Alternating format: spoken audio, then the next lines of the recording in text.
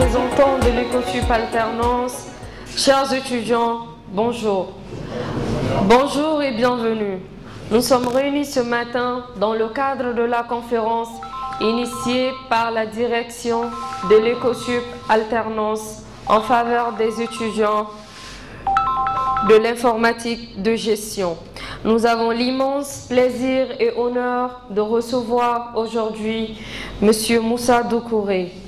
Il est ingénieur en technologie de l'information et de la télécommunication, spécialiste en cybersécurité et développeur full stack.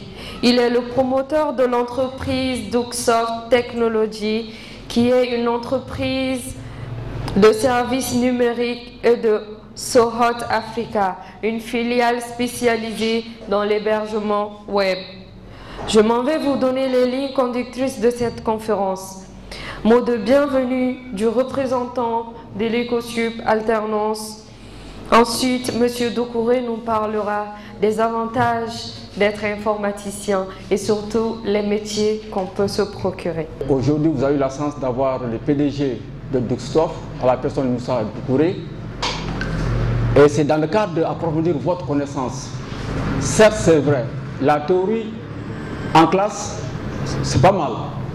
Mais il faut construire ça avec aussi la pratique. Et si vous avez la chance de tomber sur des professeurs, des éminents, hautes personnalités, qui peuvent vous donner des informations sur le module dont vous êtes aujourd'hui appelé à travailler, à fonctionner dans la vie courante, je pense que c'est une occasion qu'il faut profiter. Nous osons espérer que durant cette conférence, vous allez bien écouter, tirer profit vraiment de cette opportunité que vous avez offerte pour poser des questions. Votre curiosité là, c'est aujourd'hui que vous pouvez vraiment satisfaire. Donc, nous disons non seulement bienvenue à notre conférencier, M. Moussa Doucouré, PDG de Microsoft, et nous disons aussi soyez les bienvenus et passez une bonne journée avec notre conférencier.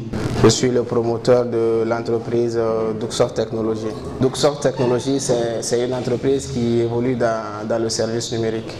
Quand on parle de service numérique, en 2022, en 2023, on parle de tout ce qui touche au digital. Le digital, c'est ce qui constitue même le cœur de toute économie moderne. Donc, Ducksoft évolue dans tout ce qui est développement, que ce soit le développement web, que ce soit le développement mobile, que ce soit le développement d'applications desktop. Nous évoluons dans tout ce qui est administration réseau. Nous faisons de la consultation en sécurité informatique. Nous faisons du marketing digital. Et nous faisons aussi de la formation.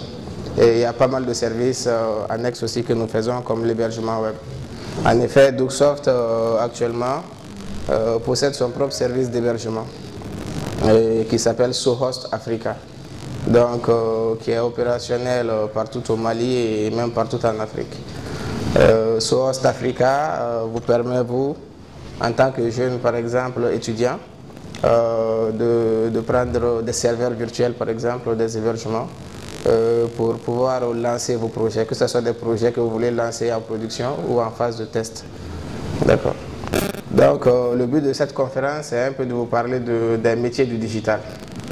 Donc, les métiers du digital, en effet, actuellement, le digital, c'est l'un des domaines les plus vastes au monde, si ce n'est le plus vaste. Et les spécialités du digital sont très nombreuses. Et chaque année, il y a de nouvelles spécialisations qui sont créées en fonction de l'évolution de tout ce qui est digital.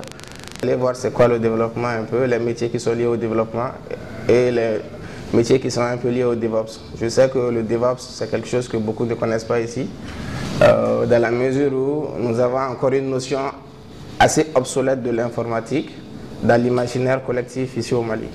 Et quand je dis ça, dans la majorité des cas, quand on va demander à un étudiant c'est quoi les spécialités en informatique, beaucoup vous diront la programmation, informatique de gestion, réseau télécom et tout ça. Ça, c'est des filières qui sont un peu liées à la scolarité à l'école. Mais dans la vraie vie, il y a d'autres termes qui sont utilisés pour ça. Il y a pas mal de spécialisations. Il y a même des spécialisations qui sont imbriquées et les unes dans les autres. Donc nous allons parler des métiers qui sont liés au développement au DevOps, des métiers qui sont liés un peu au web design, qui sont liés à la data, l'intelligence artificielle aussi, et aussi des métiers qui sont un peu liés au réseau et à la cybersécurité. Donc c'est les trois aspects. Donc le but de la conférence ici, vous devrez être en mesure de distinguer les métiers du numérique et savoir lequel est mieux adapté. Donc tout ça, ça va dépendre aussi de vos aspirations, de vos domaines de prédilection. En effet, chacun peut être à l'aise dans une matière par rapport à une autre. Moi, par exemple, quand je faisais mes études, j'étais plus à l'aise dans la cybersécurité, un peu dans le développement que dans d'autres filières. Donc tout ça, ça va dépendre de vous. Déjà, on va parler d'un développeur, qu'on appelle généralement, assez vulgairement, un programmeur. Voilà, mais un développeur, ça va au-delà. Un programmeur, c'est quelqu'un qui programme. Quelqu'un même qui vient sur Excel, qui arrive à mettre des calculs, c'est un programmeur en fait, parce qu'il a programmé des fonctions sur Excel. Mais c'est différent du développeur. Donc, mais les gens ont l'habitude d'appeler ça assez globalement un programmeur. Donc, un développeur informatique, c'est une personne qui est spécialisée dans la programmation informatique. Et ça, c'est assez large. Et dans la création de logiciels. Donc, vous voyez que ça va au-delà même de l'aspect programmation. Donc, il travaille souvent en équipe avec d'autres professionnels pour concevoir et développer des applications, des systèmes logiciels. Donc, en gros, c'est ce que vous devrez savoir. Un développeur, en gros, c'est quelqu'un qui fait de la programmation, de la création de logiciels. Et quand on parle de logiciel, c'est assez vague. Quand on parle de logiciel, il y a les applications, que ce soit les applications web, mobile, il y a les progiciels, les logiciels desktop, ainsi de suite. Donc, tout ça, ça rentre dans l'aspect logiciel, en fait. Et le premier cas de développeur dont je vais vous parler, et qui est même parmi les plus courants de nos jours, c'est le développeur web. Pourquoi on parle de développeur web et pas seulement d'un développeur? Avant, on faisait uniquement des logiciels qu'on pouvait installer sur des systèmes, comme Windows par exemple, ou comme Linux. Donc ça s'appelait du développement desktop. On installait sur des machines desktop. Donc généralement, par exemple, sur Windows, quand vous voulez installer un logiciel, il y a ce qu'on appelle un exécutable que vous lancez, suivant installer. C'est ce qu'on appelle un exécutable. Donc ça, c'est des logiciels desktop. Sur Linux, c'est à peu près la même chose, sauf qu'il y a plusieurs façons de le faire sur Linux, vu que c'est un système open source.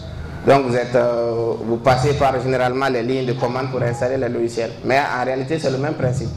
Vous installez un logiciel sur un système physique. Donc quand la machine n'est pas là, le système n'est pas disponible. C'est ce qu'on appelle des applications desktop. Donc ça a commencé par ça. Après, il y a Internet qui a évolué et le monde est devenu de plus en plus interconnecté.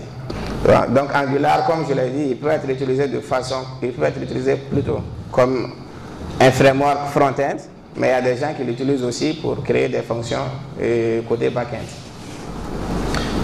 Et le développeur back-end, je vous ai déjà parlé de ça, c'est celui qui met les fonctions, c'est-à-dire que le rôle du cœur, du poumon, de l'intestin, ainsi de suite. Donc, tout ce qu'il y a comme fonction derrière une application web. Donc maintenant, il y a beaucoup de technologies. Et ici, je pense que beaucoup ont déjà entendu parler de Java. Java, c'est un langage de programmation orienté objet. Il y a le J2E qui est une version un peu avancée du Java. Il y a le PHP qui est là. PHP aussi, c'est un langage de programmation. Il fut un moment, c'était le langage de programmation web le plus utilisé du monde. Mais la technologie a un peu avancé.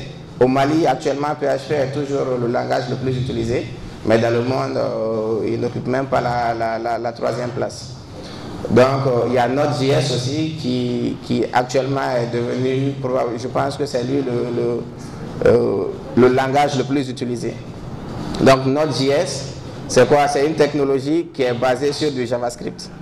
Donc, j'imagine que vous avez tous un peu entendu parler du JavaScript. JavaScript, c'est un langage de scripting qui s'exécute directement sur le navigateur. C'est-à-dire que moi, je n'ai pas besoin de me connecter à Internet pour pouvoir lancer un script JavaScript.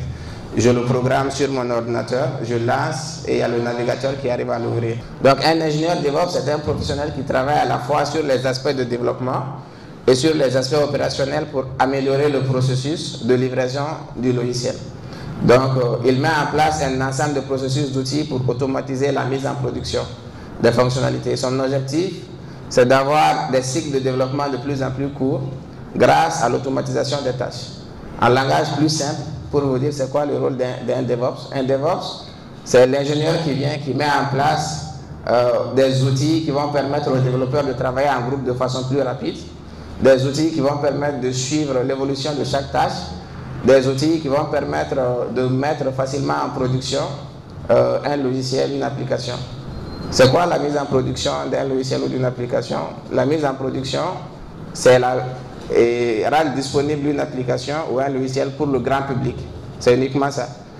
Et quand vous faites du développement, il y a, on va dire en gros 3 phases. Il y a la phase de développement qui est là, c'est-à-dire que ça c'est uniquement les développeurs et les ingénieurs de la boîte qui le font. Il y a la phase de test. La phase de test, il y a des gens qui sont là pour tester, essayer même de tester jusqu'au bout et jusqu'où le logiciel peut aller et c'est quoi ses limites. Ça c'est la phase de test pour voir s'il y a des bugs. Et s'il y a des bugs, on corrige les bugs. Et au final, quand tout ça c'est bon maintenant, on passe à la phase de production. La phase de production maintenant, c'est la phase de mise en ligne du logiciel ou de l'application. Donc moi, par exemple, quand je développe une application pour un client, il y a la phase de développement qu'on a en interne avec moi et mes développeurs. Il y a la phase de test. Nous avons des testeurs, soit des testeurs spécifiques ou nous-mêmes nous faisons nos propres tests. Mais il y a des règles à suivre, il y a des outils pour ça, pour tester ces logiciels-là. Et quand on termine maintenant la phase de livraison, et c'est là la mise en production. Quand on dit mise en production, c'est la livraison en fait. Soit on livre le produit archivé directement au client, soit le client nous demande carrément de le mettre sur son système informatique. Donc si c'est une application web, c'est le mettre sur un serveur. Donc c'est ça la phase de production. Donc l'ingénieur DevOps, son rôle surtout, c'est de s'assurer que toutes ces étapes-là soient faciles pour les développeurs. Avant, il n'y avait pas d'ingénieur DevOps. C'est les développeurs qui étaient obligés de faire tout ça. Maintenant, dans les pays assez développés, ils ont compris que tout ça, c'est une perte de temps pour les développeurs. Ils ne vont pas se consacrer uniquement à leur tâche qui est programmer quelque chose et le mettre en marche. Donc maintenant, l'ingénieur DevOps, lui, tout ce qui est aspect, tout ce qui touche à l'aspect serveur, la configuration du serveur, quelle technologie il faut utiliser, ainsi de suite, c'est eux qui s'occupent de tout ça en fait. Donc en gros, c'est ça. Actuellement, d'après les statistiques en France, le métier le plus demandé, c'est le métier de développeur full stack. Après le métier de développeur full stack, il y a le métier de développeur back-end. Après le métier de développeur front-end. Et après le métier de DevOps. Donc c'est pourquoi j'ai classé même mes slides en fonction des métiers les plus demandés dans les pays développés. Parce qu'ici au Mali, c'est très difficile de faire de tels sondages vu que ce n'est pas assez développé ici. Donc déjà, vous avez une connaissance des métiers les plus utilisés. Comme je l'ai dit, développeur full stack en premier, c'est le plus demandé. C'est logique parce que quelqu'un qui maîtrise le front-end et le back-end, forcément les entreprises vont vouloir se l'arracher. Après, le développeur back-end qui fait vraiment les fonctions de l'application et le développeur front-end qui vient. Et en bas de tout ça, il y a le développeur, l'ingénieur DevOps qui vient. DevOps, ça vient de développement opération. Donc c'est les opérations de développement. C'est juste une abréviation. Et le designer UI, c'est surtout celui qui s'occupe des couleurs, de la charte graphique, de la police, de l'agencement, de la maquette quoi, en fait, du produit final. Donc ces deux métiers aussi, après les métiers de développeur et de DevOps, c'est les métiers les plus demandés. Voilà, dans le monde du numérique. Et maintenant, on va un peu s'attaquer à la deuxième partie des métiers. C'est la partie data, big data. Donc, tout ce qui concerne à la data. Donc, généralement, je pense que beaucoup ont déjà entendu parler du big data. Si vous n'avez pas entendu parler, c'est sûr que dans la vie de tous les jours, il y a des entreprises qui utilisent le big data pour connaître vos habitudes de consommation. Et personne n'utilise mieux le big data que les opérateurs télécoms, Orange et Malitel. Je vais vous expliquer après, vous allez comprendre. Maintenant, il y a 3 types de spécialisation en big data pour englober. Il y a les data scientists. Donc, vous allez voir c'est quoi un data scientist. Et ils créent des modèles. Les data scientists créent des modèles mathématiques et d'interprétation de données et d'une entreprise. Il établit également un modèle prédictif à partir des données fournies. En langage simplifié, les data scientists, c'est eux qui élaborent les calculs statistiques, des formules mathématiques, pour pouvoir récupérer ces données et pour pouvoir donner un sens aux données que vous avez récoltées. Vous savez que maintenant, nous sommes dans un monde où c'est la donnée qui est la ressource la plus chère. La donnée coûte plus cher que l'or, la donnée coûte plus cher que le diamant. C'est pourquoi les entreprises qui utilisent ces données sont les plus riches du monde. Ce n'est pas pour rien. Les gouvernements, tout le monde veut s'arracher les données en masse. Et les données en masse, c'est ce qu'on appelle en anglicisme le big data. Donc un data scientist, c'est surtout la personne qui va élaborer ses calculs mathématiques pour donner un sens aux données récoltées. Je vais juste prendre un exemple sur Orange. Orange a une liste de tous ses abonnés. Vous prenez une puce chez Orange, vous êtes enregistré dans leur système, ils savent votre âge, ils savent peut-être votre adresse à travers les pièces d'identité que vous allez leur fournir. Orange garde scrupuleusement toutes ces informations. Et la durée moyenne que vous passez en communication, Orange garde ces informations-là. Et de façon légale, hein, ce n'est pas quelque chose qui est illégal, non, non, non. Et Orange, après, doit utiliser ces informations pour pouvoir mieux vous vendre les produits. Comme je l'ai dit, je vais en venir un peu plus devant. Donc, un data scientist chez Orange, par exemple, et si Orange dit qu'ils veulent un data scientist, c'est quelqu'un qui va voir toutes ces données-là et essayer d'élaborer un calcul mathématique. Par exemple, un data scientist, et lors d'une promotion, Orange fait une promotion, et on va dire pour la fête. Donc, il y a eu pas mal, les gens vont prendre beaucoup de crédit et tout ça, il y a une masse de données qui est là. Et c'est le data scientist qui doit voir est-ce que lors des fêtes, à travers des calculs mathématiques, est-ce que lors des fêtes, l'habitude de consommation augmente, ça reste stable ou ça diminue. Et ça augmente au niveau de quelle tranche de population, par exemple. Mais lui, il élabore surtout les calculs mathématiques et statistiques par rapport à ça. Donc c'est ça son rôle. Mais vous allez voir que le data scientist, généralement, en termes de big data, ce n'est pas le poste le plus populaire. Le poste le plus populaire, c'est les data analystes. D'accord? Donc déjà, bon, avant, les data scientists, vous voyez, avec l'illustration que vous voyez ici, il y a la collecte de données, il y a la génération de statistiques par rapport à ça, il y a le nettoyage de données, et il y a la construction d'algorithmes. C'est la construction d'algorithmes dont je vous parlais. C'est ça le modèle qui va servir de base au prochain type de métier qu'on va voir, qu'on appelle les data analystes. Bon, vous avez aussi les analystes en marketing digital. C'est eux qui vont faire des analyses du marché via les réseaux sociaux, via les moteurs de recherche, via les sites web. Donc c'est eux qui vont faire des analyses pour vous dire, bon maintenant, on peut faire une publicité sur Facebook, on peut faire une publicité sur Twitter, sur LinkedIn, sur Instagram, ainsi de suite. Donc il y a des spécialistes en marketing d'email aussi. Et comme je vous ai parlé de ça, généralement quand vous allez sur le site, vous allez voir, il y a des sites qui vous proposent des newsletters. C'est tu mets ton email, tu cliques sur abonner et chaque semaine ils vont vous envoyer des informations. C'est la newsletter, c'est la boîte aux lettres quoi. Avant ça existait hein, de façon physique, maintenant ça existe de façon numérique. Donc on peut faire du marketing d'email à travers ça. Et vous avez le marketing mobile et le marketing vidéo. Bon, le marketing vidéo, beaucoup le font sans le savoir. Vos stars sur TikTok, ils font du marketing vidéo. Quand vous voyez quelqu'un qui a une bouteille de canette double 7, c'est du marketing vidéo. Donc ça, c'est quelque chose qui est aussi assez populaire maintenant. Et comme je vous ai dit, c'est des choses qui ne demandent pas de compétences spécifiques. À la rigueur, analyse et marketing digital, ça demande une formation. Community manager, social media manager, ça demande une petite formation. Et spécialiste en marketing d'email et recherche, une petite formation aussi. Bon, spécialiste en marketing vidéo, pas de formation. Hein. Donc ça dépend juste du contenu que vous mettez.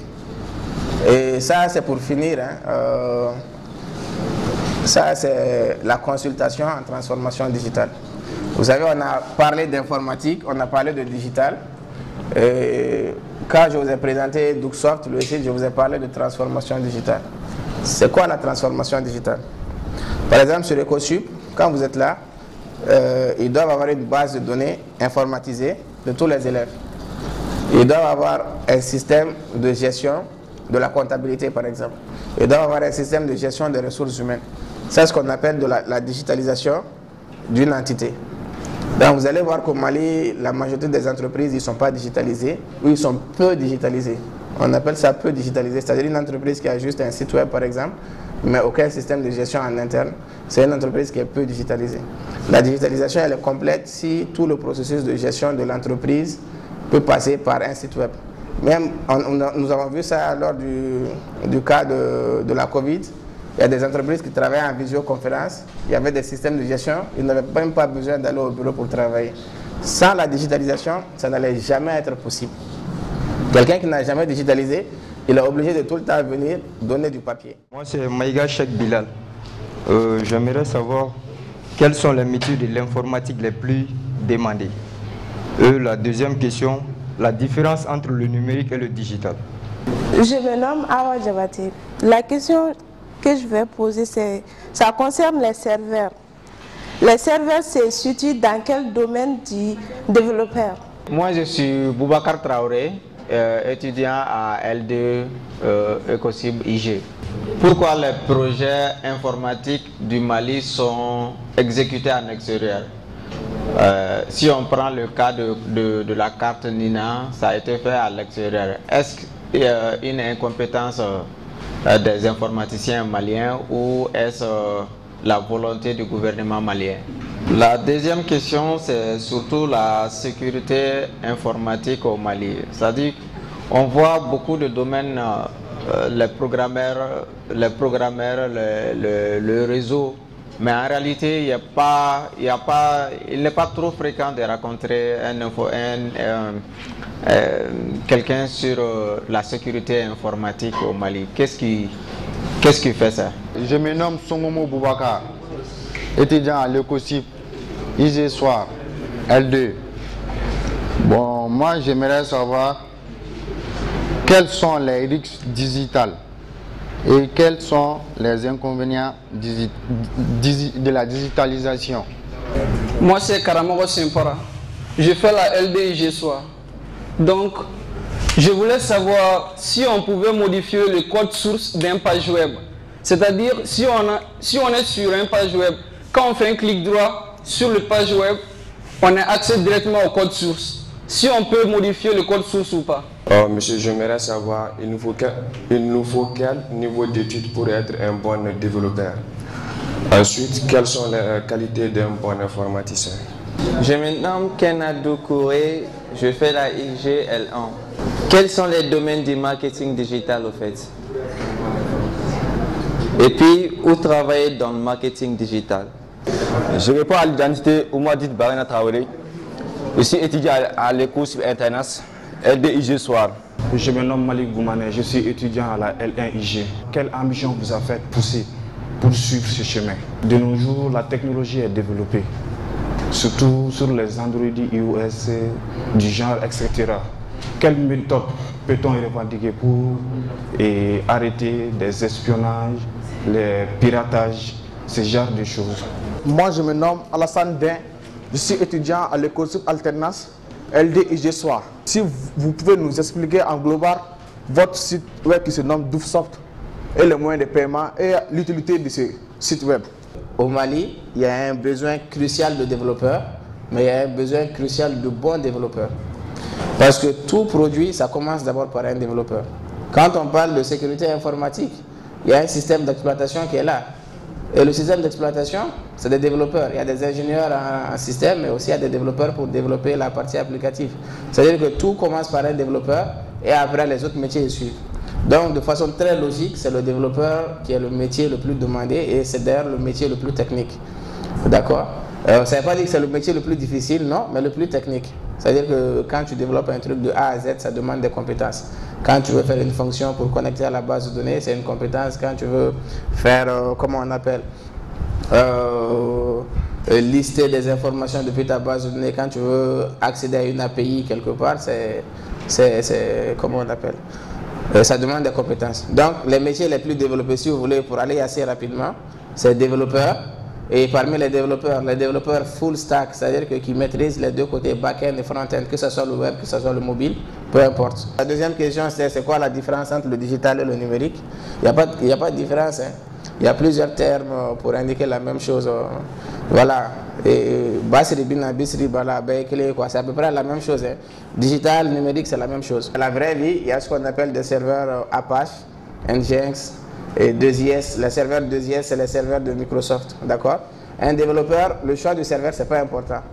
Le choix du serveur dépend juste de la technologie que tu vas utiliser. Il y a des langages de programmation comme ASP.NET.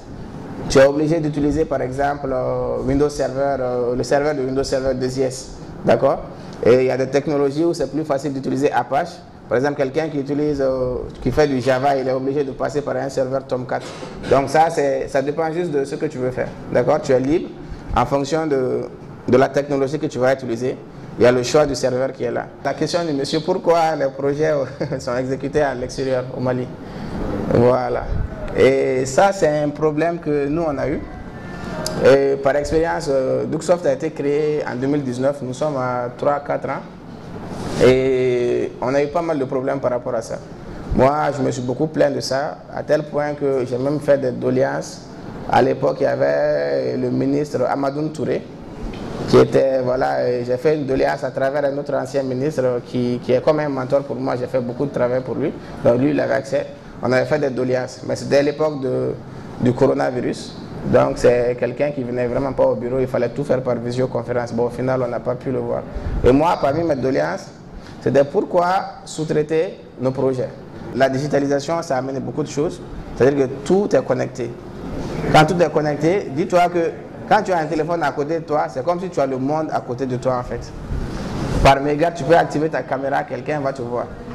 Vous voyez? Par exemple, nous proposons des services. Ces services, c'est quoi? C'est la réhabilitation de l'identité numérique sur Internet. Ça fait partie de l'un de nos services de cybersécurité.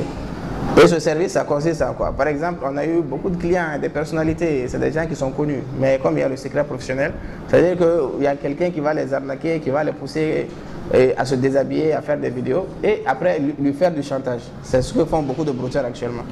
Et maintenant, ça c'est un fléau qui arrive, c'est dû à quoi? C'est dû à la digitalisation. Parce que les gens ont trop confiance aux outils. Et ça pose même un problème d'éthique. Et ça revient même à un truc de philosophie que tout le monde a fait à l'école, science sans conscience, n'est que ruine de l'âme. C'est quoi? Voilà. En fait, c'est assez simple. Hein? Le digital est venu pour nous faciliter la vie. Mais forcément, il y a des gens qui vont l'utiliser pour faire le mal. L'un des premiers risques, c'est ce cyberharcèlement-là. Le deuxième risque, c'est le vol d'informations. Retenez ça. Et c'est comme ça que vous allez réussir. Et il y a une partie qui m'a très intéressé également, quand il disait que Sarri aimait un métier d'abord. C'est quand on a l'amour et l'affection pour le métier qu'on pourra l'exercer. Il a cru et voilà, il est arrivé aujourd'hui à un niveau où, si tout chacun faisait comme lui, j'avoue, nous aurons un pays rassuré.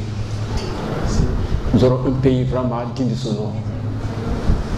Alors, ces étudiants, je vous en prie, tout ce que vous avez entendu aujourd'hui, essayez vraiment de l'appliquer. Il dit qu'il ne conseille pas personne, mais il faut être aussi curieux. Les études là, c'est pas ce que vous voyez seulement en classe. Arrivez à la maison, partout où il parle, où vous pouvez profiter, essayez d'exploiter. Évitez, comme il a si bien aussi, les vidéos. Ce que vous disponible sur les vidéos comme des informations, c'est très risquant. Parce que dans la nervure, ça peut continuer contre vous. Alors vraiment, nous remercions aujourd'hui. Et nous avons espéré que Michel Moussa Doucouré, qui est le PDG de Microsoft, ça ne s'est pas sa dernière venue ici. Parce que ce qu'il nous a fait apprendre aujourd'hui, nous en aurons besoin pour toute la formation des étudiants des LEIG, que ce soit L3, L2 et L1. Vraiment, il faut l'acclamer. Et je suis très fier de vous aussi. Acclamez Michel.